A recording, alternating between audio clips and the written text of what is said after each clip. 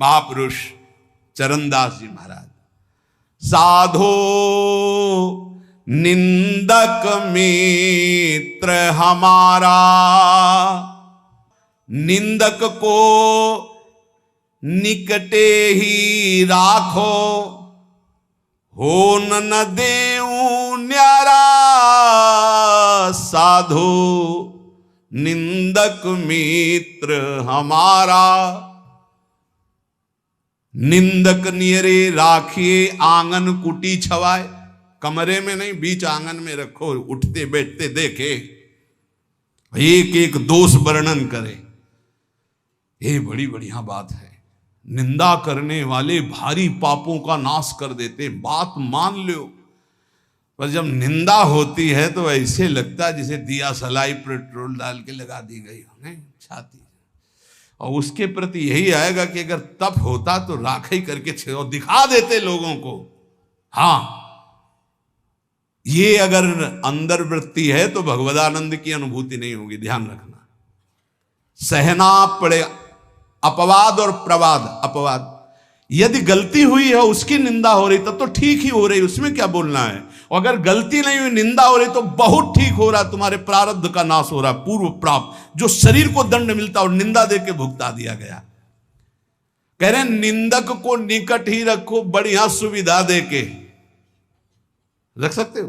प्रशंसा वाले को रखा जाता है नजदीक। खड़े हो माइक में। तो आप लोगों के बीच में हम ये बड़े गर्व से कहते हैं कि पूज्य महाराज जी का सानिध्य हमारा परिवर्तन कर दिया। और हम ठीक है, और वही माइक से बोलने लगे बड़ा दुर्भाग्य इनका संग मिला। दृष्टि लो बदल जाए तो कह दे ला। बड़े बड़ों की बात होती है, छोटों की नहीं। निंदा में अच्छे अच्छों की दृष्टि बदल जाती है, रौद्र दृष्टि हो जाती है। जो निंदा होने पर शांत रहे वो स्थिति प्रज्ञ महात्मा होता है। पूज्य बात उड़िया बाबा जी महाराज। जैसे कोई विदेशी भाषा में हमको गाली दे, हमें पता ही नहीं क्या बोल रहा है, मुस्कुरा के चल देंगे। जब हमारी भाषा में हमको गाली दे और हम ऐसे मुस्कुरा के चल दे, बिल्कुल बुरा ना लगे, तो समझो स्थिति आई है। पाछे निंदा करियग धोवे, सुनि मन मिटे विकारा।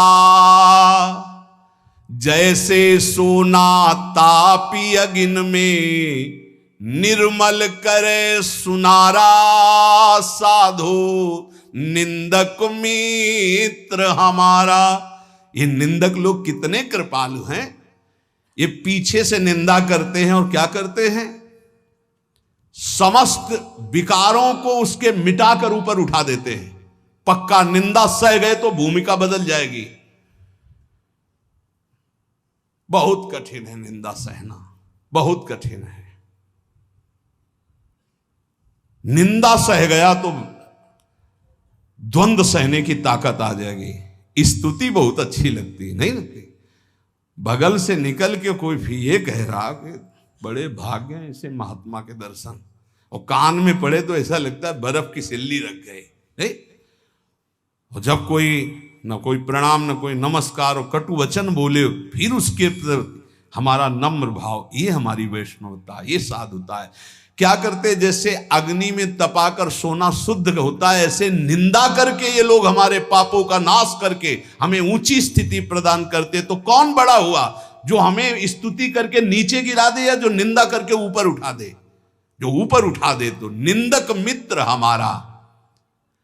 बोले घन अहरन कसी हीरा, निबटे कीमत लक्ष हजारा। कांच और हीरा की पहचान कैसे होती है, एक घन में पहचान होती है।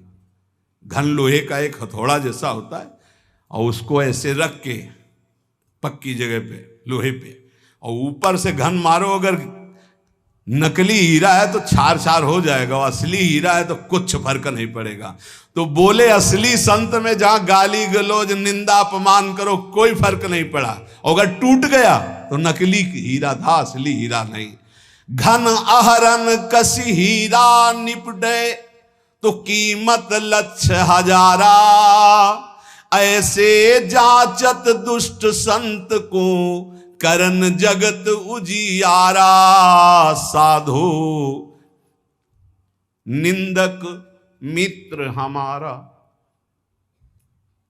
ये भगवान से मिलाने वाले बनते हैं, निंदा करने वाले। ये दुष्ट जन जो निंदा करते हैं ये हमें भगवत प्राप्ति कराते हैं। इनके चरणों में कोटि कोटि प्रणाम। ये संसार में फंसने नहीं देते, छोटी सी छोटी गलती सामने रख करके हमको भगवान से मिला देते हैं, हमारे पापों का नाश कर देते हैं, हमारी बाधाओं का नाश कर देते हैं। जोग यज्ञ जप पाप कटन ही तू करे सकल संसारा, और बिन करनी मम करम कठिन सब मेटे निंदक प्यारा। कितनी बढ़िया बात। बड़ी बड़ी साधनाओं से पाप नष्ट करने का प्रयास किया जाता है, लेकिन निंदक, हम कुछ प्रयास भी नहीं कर रहे, हमारे सारे पाप नष्ट कर रहा है निंदा करके। कितना प्यारा मित्र है। बिन करनी मम करम कठिन सब मेटे निंदक प्यारा, सुखी रहो। ये कोई संत ही बोल सकते हैं, ये केवल संत हृदय बोल सकता है। सुखी रहो निंदक जग माही, रोग न हो तन सारा, हमारी निंदा करने वाला उतरे भव निधि पारा। ये कोई महात्मा ही बोल सकता है, दूसरे की ताकत ही नहीं। कह रहे हैं निंदक सुखी रहो, इस लोक में तुम्हारे शरीर में कोई रोग ना हो, और मेरी निंदा करने वाला परलोक में भगवान को प्राप्त हो। ये मेरा आशीर्वाद है। क्या संत है, क्या इनका हृदय कौन जान सकता है। सुखी रहो निंदक जग माही, रोग न हो तन सारा, हमारी निंदा करने वाला उतरे भव निधि पारा, साधो निंदक मित्र हमारा। निंदा जो कर रहे हैं, निंदक के चरणों की स्तुति भाखों बारंबारा, चरण दास कहे सुनियो साधु, ये निंदक साधक भारा। ये निंदा करने वाले भगवान की प्राप्ति कराने में बड़े सहायक हैं। हे साधु, कभी इनकी निंदा मत करना। जो तुम्हारी निंदा करे तुम सह जाना, तुम्हें भगवत प्राप्ति करा देंगे, पक्की बात। इसलिए महाप्रभु चैतन्य देव अपने श्रीमुख से कह रहे हैं कि यदि लौकिक और पारलौकिक उन्नति प्राप्त करना चाहते हो तो तुम अपनी निंदा की कभी अवहेलना मत करना। तुम्हारी निंदा हो रही, बड़े प्यार से चुपचाप सुन लेना और क्षमा कर देना, तो तुम इस परमार्थ के क्लास में ऊपर उठ जाओगे। यदि जीवन में किसी के कोई दैवी संपदा की विशेषता और मां भागवती गुण पाए गए हैं तो उन्होंने जीवन में बहुत कष्ट सहा है, गालियां सही है, मारपीट सहे, अपमान सहे हैं, तब जाकर वो जैसे स्वर्ण तपाने पर चमकता है ऐसे वो चमकते हैं। उपासक को लौकिक पारलौकिक उन्नति प्राप्त करने के लिए निंदा, अपमान, तिरस्कार सहना होता है। ये सहने की सामर्थ्य, फिर कह रहा हूं, सदगुरु कृपा पात्र में आती है। जो सदगुरु प्रदत्त नाम जप करता है, मंत्र जप करता है और उनके चरणों में दैन्य होके रहता है, उनकी आज्ञा में रहता है, तो ये सब जितनी सामर्थ्य देवी संपदा की वो सब जागृत हो जाती है। खूब नाम जप करें, सहनशील बने, सहनशील ही भगवान को आशय उदार धीरज सहित विवेकी। सहनशील, आशय उदार, धीरज सहित विवेकी, ये परमार्थ का विजयी योद्धा होता है। धैर्यवान, विवेकवान, सहनशील, उदार आशय, सबका। देखो कितना उदार आशय। कह रहे हैं जो हमारी निंदा करे कभी अस्वस्थ ना हो, सुखी रहे, जब शरीर छूटे तो भगवान को प्राप्त हो, भवनिधि से पार हो जाए मेरी निंदा करने वाला। क्या महात्मा का हृदय है, बलिहारी है ऐसे महापुरुषों की जो अपमान और निंदा करने वालों को भगवत प्राप्ति कराते हैं। पूरे महापुरुषों के चरित्रों में यही तो पाया जाता है।